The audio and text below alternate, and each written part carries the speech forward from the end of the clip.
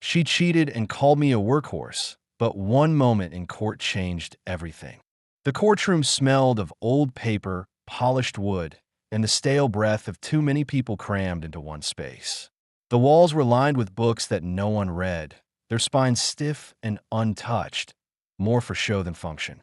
The judge, a woman with short-cropped silver hair and eyes that had seen too much, sat on her high perch, peering down at the rest of us like a queen passing judgment on peasants. I sat at the defendant's table, my hands clasped together, so tightly my knuckles were turning white. My lawyer, Claire Mathers, flipped through a folder, her manicured nails clicking against the pages as if she already knew the outcome and was just going through the motions. Across from us, Sophia sat with perfect posture, one leg crossed over the other, her back so straight she could have been carved from marble. She was wearing white. Of course she was. The color of innocence. A delicate gold bracelet dangled from her wrist, catching the light every time she moved. It was new, expensive, not something I had bought her. I knew better than to expect fairness in divorce court. Justice wasn't blind here. It had a favorite, and it sure as hell wasn't me. I was the man, the husband, the workhorse she had ridden until I had nothing left to give. And now, she wanted to discard me like a broken tool. The bailiff called the room to order, his voice a gravelly boom that rattled through my ribs. The opposing lawyer, a man with sharp features and the kind of arrogance that came with overconfidence, stood up first. Your Honor, my client has endured an exhausting and emotionally taxing marriage. She entered this relationship believing she had a partner, only to find herself burdened with a man who lacked ambition, who stagnated instead of striving for more. She gave everything to this marriage, only to be met with disappointment. The words stung, but I didn't flinch. I had been expecting them. I risked a glance at Sophia. She sat there, composed, watching her lawyer spin a story where she was the saint and I was the deadweight. She didn't even have the decency to look ashamed. Then she spoke. Ryan has always been a hard worker. Her voice was smooth, practiced, the same tone she used when she used to talk to guests at dinner parties. But some men work hard and build something. Others, well, they just work. They don't climb. They don't evolve. They just exist, like a workhorse. Strong, dependable, but ultimately useless in the long run. A ripple of amusement passed through the courtroom. Someone even laughed. Laughed. I clenched my jaw so tight I thought my teeth might crack. Claire shot me a look. Don't react. That's what she wants. But inside, something snapped. I had always known Sophia thought she was better than me. I had felt in the way she sighed when she looked at my work boots by the door, the way she rolled her eyes when I came home late from a double shift, the way she spoke about her real estate investor friends and their lavish vacations while I was the one keeping our mortgage afloat.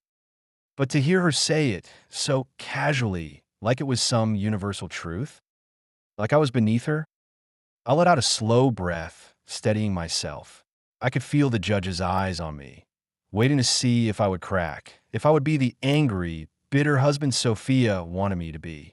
But I wouldn't give her that satisfaction. Instead, I sat back, folded my hands on the table. Let the words settle. Let them sink in. And then, beneath the burn of humiliation, something unexpected emerged. A clarity. A realization.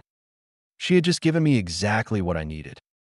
Because now, I knew for certain, I wasn't fighting to keep something worth saving. I was fighting to take back what was mine. I met her gaze across the courtroom, and for the first time in our entire marriage, I saw something flicker in her eyes that wasn't amusement. It was doubt. Outside the courthouse, the city moved on, uncaring. People rushed past, faces buried in their phones, shoulders hunched against the autumn wind. The world didn't stop for heartbreak. It never had, never would. I took a deep breath, letting the crisp air fill my lungs, letting the sting of it sharpen my thoughts. The weight of Sophia's words still pressed against my chest, but beneath it, something else stirred. Not anger, not grief. Clarity. For the first time in a long while, I let myself truly look back. Sophia and I met on a Wednesday. I remember because I had just come off a 12-hour shift at the site, my boots still caked in mud, my hands raw from a long day. She was sitting at the bar, effortlessly put together, deep red lipstick, legs crossed, sipping something in a delicate glass. I had no business walking up to her, but she looked at me first. "You look like you need a drink," she had said, her voice smooth, teasing. I did, but I needed her more. That first conversation was easy. She laughed at my dry humor, leaned in just enough to let me think I had a chance. And when she scribbled her number on my receipt, it felt like I had stepped into someone else's life. Someone luckier, someone meant for more than hard work and tired nights. I should have known then. I should have realized that love, real love, isn't something you have to earn like a paycheck. The thing about Sophia, she was intoxicating. She had this way of making you feel like the most important person in the room until you weren't. At first, it was small things. She'd pout when I picked up an extra shift, sigh when I came home late. She'd playfully complain about our tiny apartment, about the used furniture, about how we deserved more. And she wasn't wrong. So I worked harder. When she wanted the downtown condo with the floor-to-ceiling windows, I put in more hours. When she wanted weekend getaways, I found side gigs. When she quit her job to find her passion, I tightened our budget, took fewer lunches, said no to the things I wanted so she could have everything she needed. And she thanked me, at least at first.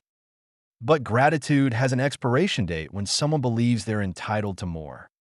I can't pinpoint the exact moment things changed. Maybe it wasn't a moment. Maybe it was a series of moments stacked on top of each other like bricks in a wall I hadn't noticed being built. I do remember the way she started looking at me. Not with admiration, not with love, with disappointment. Like I was something she had once wanted but had now outgrown.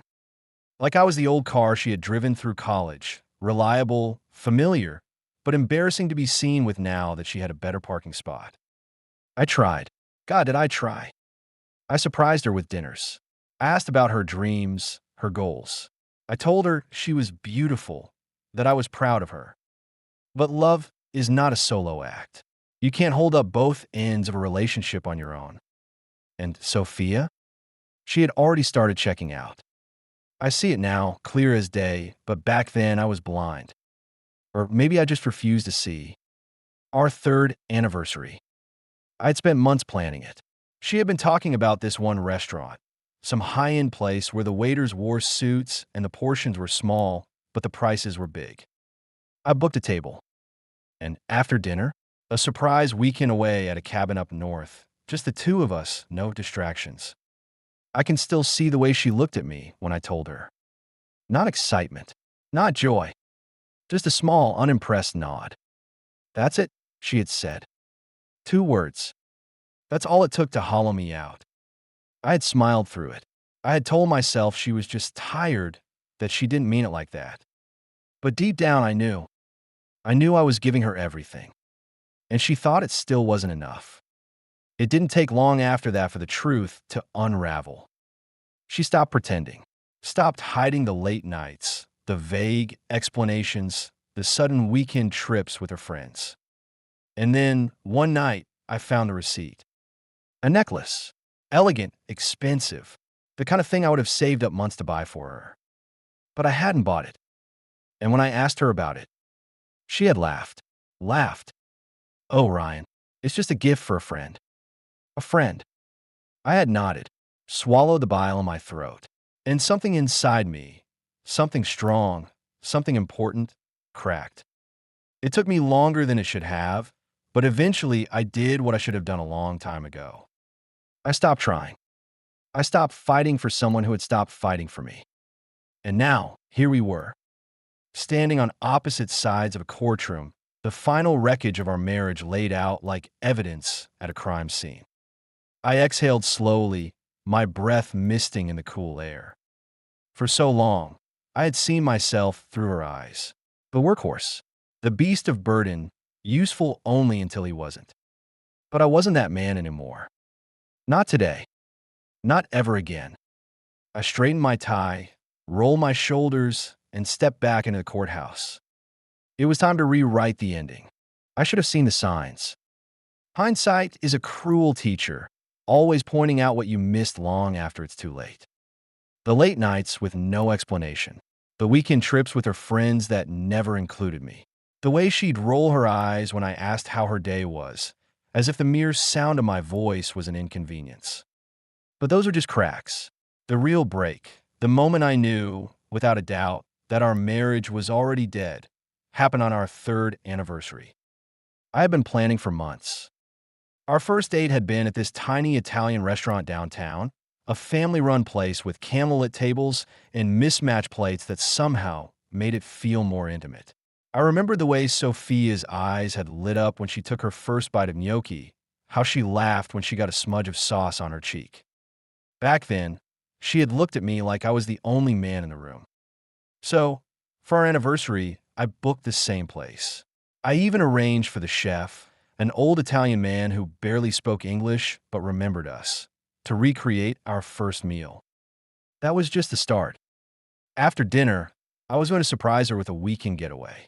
I had saved for months, cutting back on lunches, taking extra shifts, canceling personal expenses just to afford it. A cabin by the lake. Just us. No work, no stress, no distractions. I told myself it would remind her of what we used to have, of what we could still be. I was such a fool. The night arrived.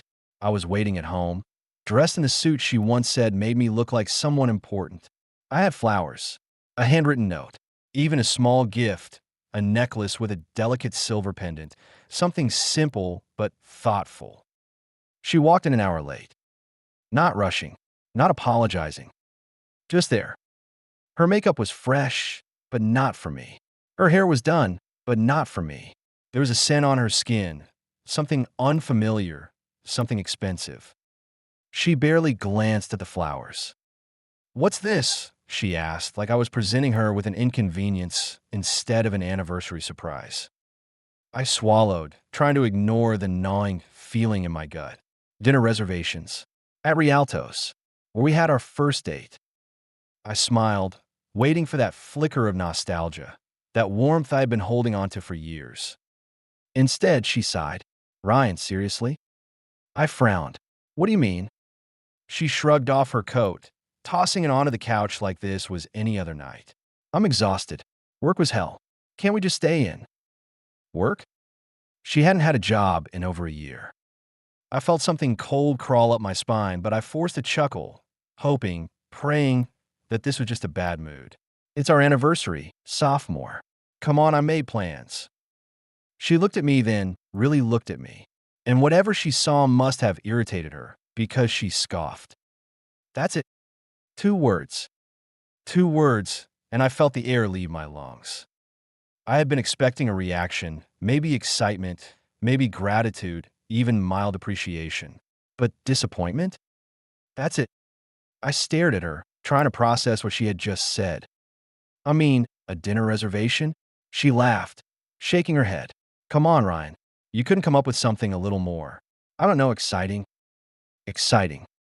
I had worked overtime to afford this night. I had gone without things I wanted, scrimping and saving just to make this special. But it wasn't enough. I wasn't enough. She sighed dramatically, running a hand through her hair. "Look, I already ate. Ashley and I grabbed sushi after work, and I have an early morning tomorrow. So, can we just—" She waved a hand, dismissing me, dismissing us. And just like that, the moment was gone. I don't know how long I stood there, watching her kick off her heels, scroll through her phone like it was any other night. Something inside me cracked. Not all at once. Not loud like glass shattering. It was subtle, slow, like a rope that had been fraying for years, finally snapping under the weight. I placed the flowers on the counter, sat down at the kitchen table, and for the first time, I saw my marriage for what it really was. A lie I'd been telling myself. She didn't even notice. Didn't notice how I stopped speaking. Didn't notice how my hands curled into fists under the table. Didn't notice the way my heart broke so quietly it didn't even make a sound. She just went about her night, humming a tune, texting someone with a small smile on her lips. I wanted to ask, I wanted to demand answers. But deep down, I already knew them. So instead, I picked up my jacket. I didn't say a word as I walked out the door. And she didn't ask where I was going. Maybe because she didn't care. Or maybe because she knew I wouldn't go far. Because that's who I was, wasn't it? The workhorse. The man who carried the load, no matter how heavy. The man who always came back. But that night, as I stepped into the cold, hands clenched in my pockets, something inside me whispered a quiet truth. Not this time. I stepped back into the courtroom with a different kind of energy. The kind that comes when a man has been dragged through fire, burned, and yet somehow, some way, he's still standing. Sophia sat in her chair, legs crossed, fingers tapping rhythmically against the polished wood of the table. Her lawyer, an overly confident man named Gregson, whispered something in her ear, making her smirk. I could already hear it. The next round of character assassination, the next attempt to paint me as nothing more than a pathetic, washed-up workhorse. But they didn't know. They didn't know that the foundation they had built their smugness on was already cracked. I sat down beside Claire, my lawyer, who adjusted her glasses and glanced at me. "Are you ready?" she murmured, low enough that only I could hear. "More than ready." Across the aisle, Sophia's eyes locked onto mine.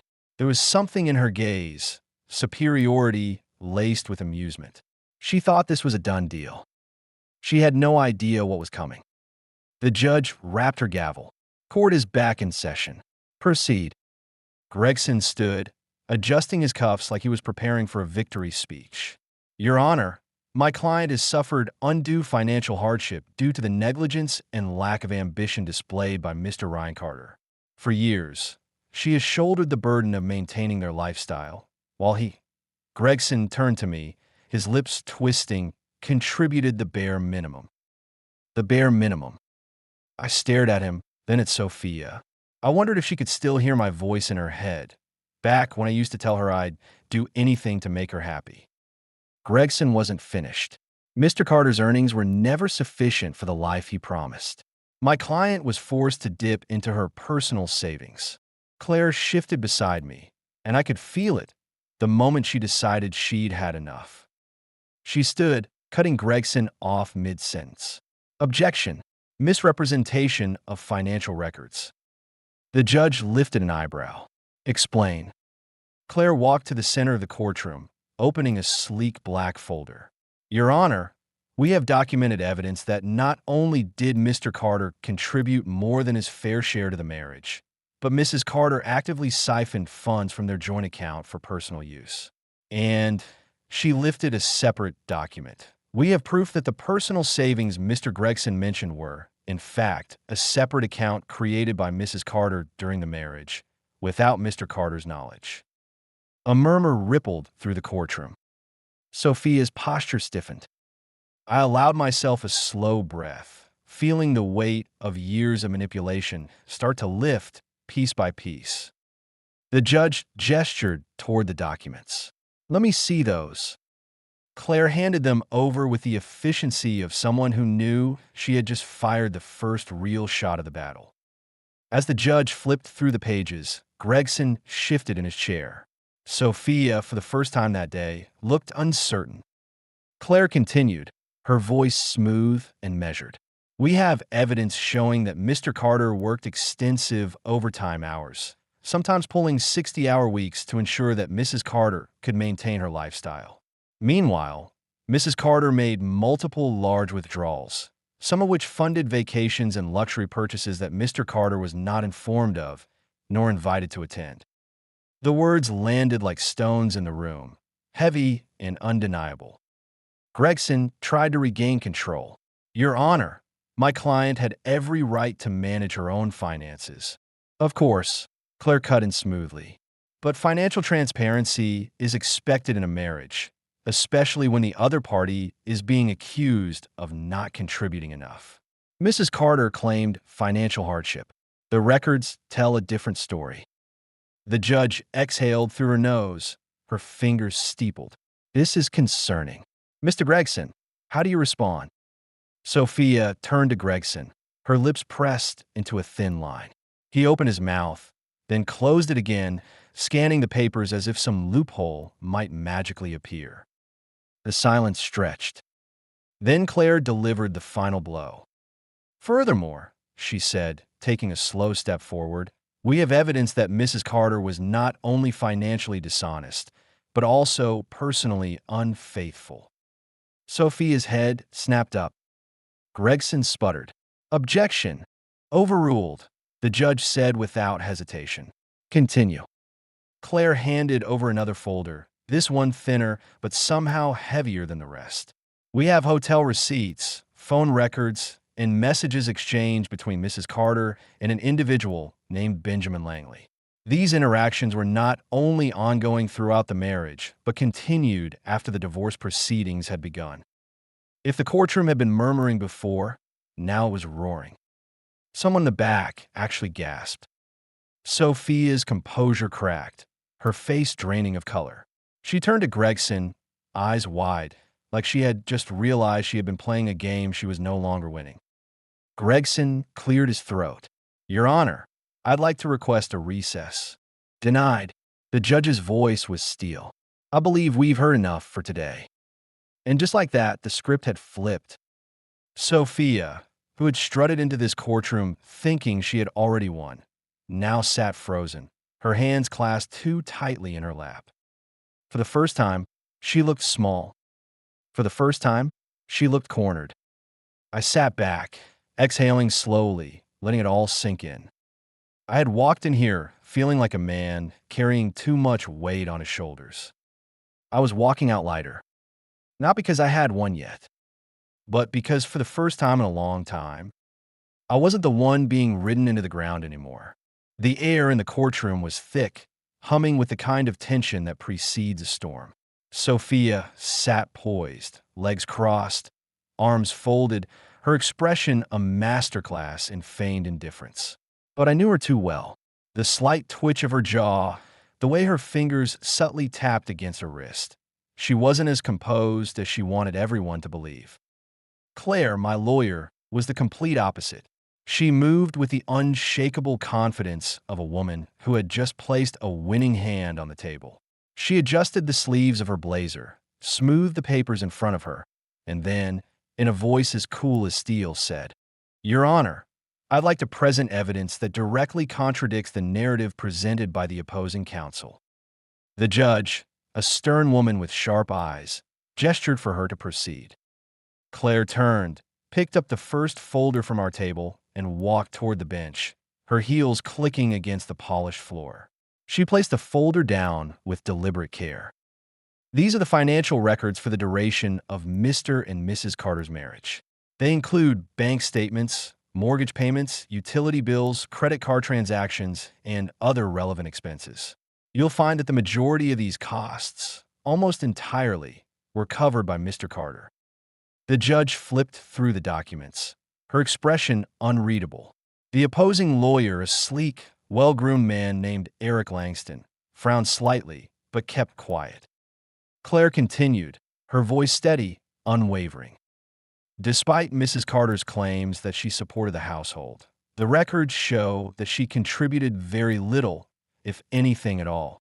In fact, Your Honor, Mrs. Carter withdrew money from their joint account under the guise of household expenses, but the transactions tell a different story. She lifted a second folder and handed it over. This is a detailed report of those transactions. Langston shifted in his seat. Sophia's posture stiffened. The judge peered down at the pages, flipping through them methodically. After a few moments, she raised an eyebrow and looked at Claire. Explain. Claire didn't hesitate. Your Honor, over the course of their marriage, Mrs. Carter transferred nearly $75,000 from their shared account into a private account. These funds were used to finance personal luxuries, spa treatments, designer handbags, private vacations, I should add, that did not include Mr. Carter. Murmurs rippled through the courtroom. A few people in the back exchanged glances. The clerk coughed to hide what sounded suspiciously like a laugh. I didn't look at Sophia. I didn't need to. I could feel her seething beside me, her carefully curated facade starting to crack. Langston stood abruptly. "Your Honor, I fail to see the relevance of." Claire cut him off with a single raised finger. "I'm not finished." The judge allowed it, motioning for her to continue. Claire picked up the final folder, the one that would drive a nail into Sophia's carefully constructed coffin. "And finally," she said, her voice quiet but sharp as a knife, "we have proof of Mrs. Carter's infidelity." The murmurs turned into full-blown whispers. Someone in the back let out a low whistle. Sophia went completely still. Langston's mouth tightened. He whispered something to her, but she didn't react. Claire handed the last folder to the judge. Inside were photographs, hotel receipts, screenshots of text messages. Every careless, arrogant step Sophia had taken, laid out in black and white. For over a year, Mrs. Carter engaged in an extramarital affair with one Benjamin Hallows, a business associate she met during a so-called work retreat. These receipts show multiple overnight stays at luxury hotels, all paid for using the funds she withdrew from their joint account. I could hear Sophia's breath quicken, could feel the heat of her humiliation rising beside me. Langston was already on his feet, his voice forced and sharp. "Objection, Your Honor. This is an attempt to discredit my client's character." The judge held up a hand. "Sit down, Mr. Langston." He hesitated, lips pressed into a thin line, then obeyed. She turned her gaze to Sophia. "Mrs. Carter, do you have anything to say about these allegations?" For the first time since this entire circus began, Sophia looked truly shaken. Her lips parted slightly, but no sound came out. I had spent years hearing her voice, feeling the weight of her words, letting them dictate the way I saw myself. But now, she was silent. And that silence was the sweetest thing I had ever heard. The air in the courtroom was thick with tension. A quiet hum of whispered disbelief buzzed from the gallery, like the last echoes of a thunderclap before the storm truly settled.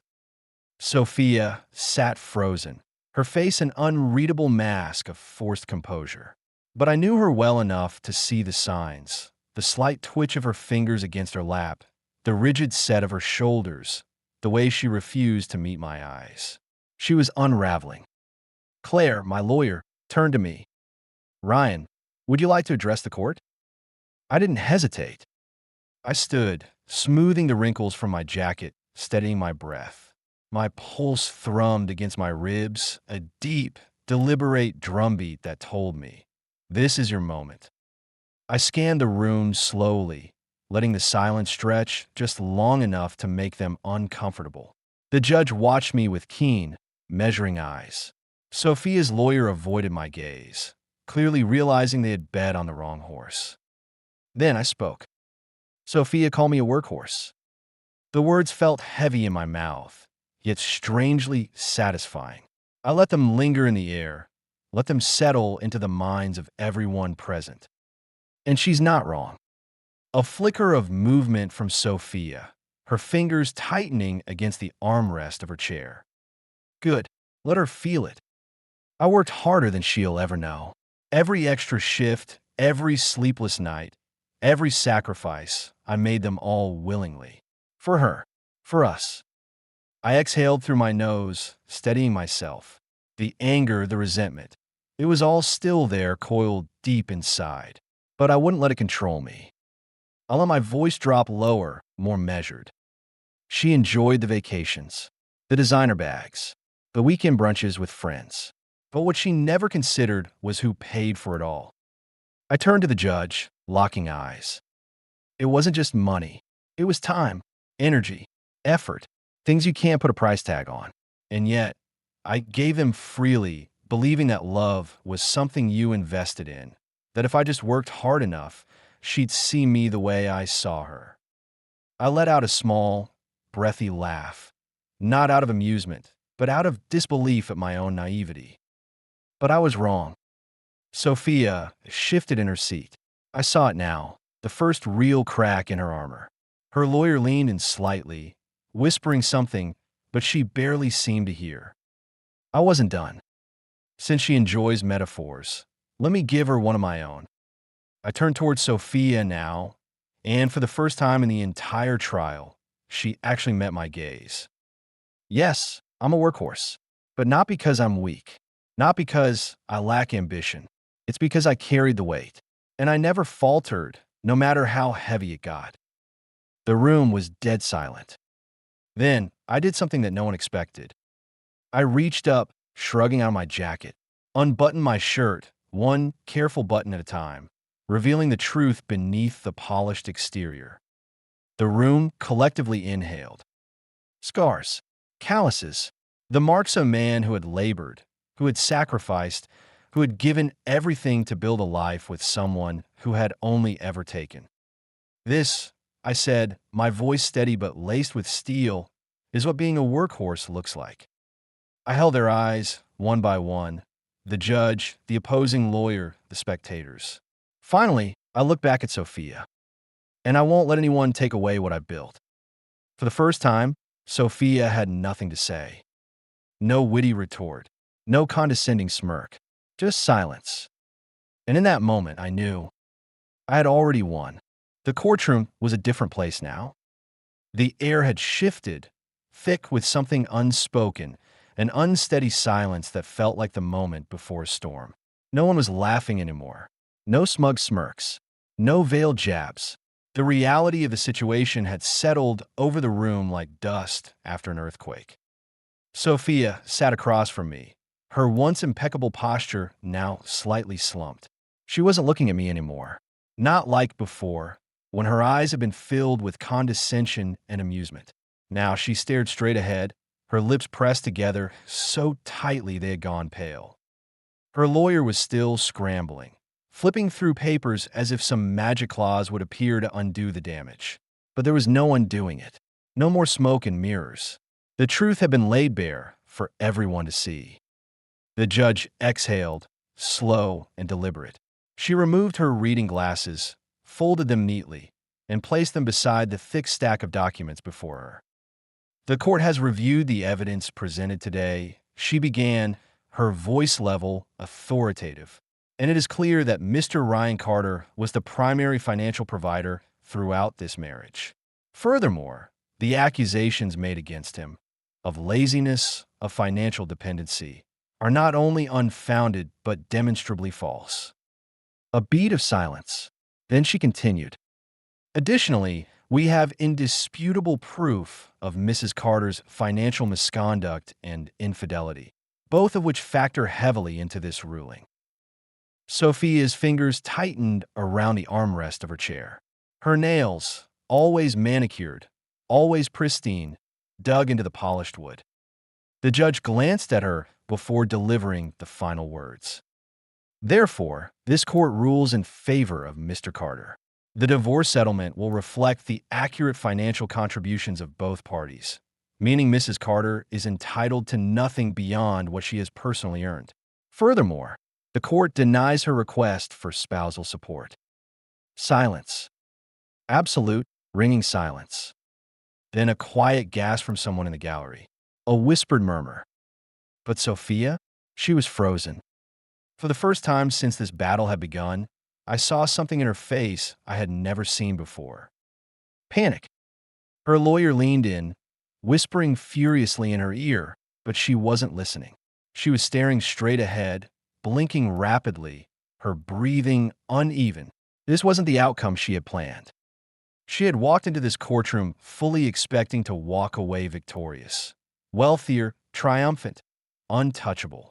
She had expected to watch me break, to see me defeated, humiliated, crushed beneath the weight of her carefully crafted lies. Instead, she was the one unraveling. I should have felt sorry for her. I didn't. Not after everything. Not after the years of sacrifice, of being used, of being made to feel like I was never enough. So I did what I had never done before. I stood up, slow and deliberate, buttoned my shirt, adjusted my sleeves, and then, with absolute control, I turned to her. Looks like the workhorse finally outran you, I said quietly. Sophia's lips parted, as if she wanted to respond, but no words came. Just silence. And then, without another glance, I walked out of the courtroom. Out of the past. Out of the weight of everything she had made me carry. And as I stepped into the fresh air, the sun warming my skin, I realized something. I wasn't broken. I wasn't weak. I was finally free,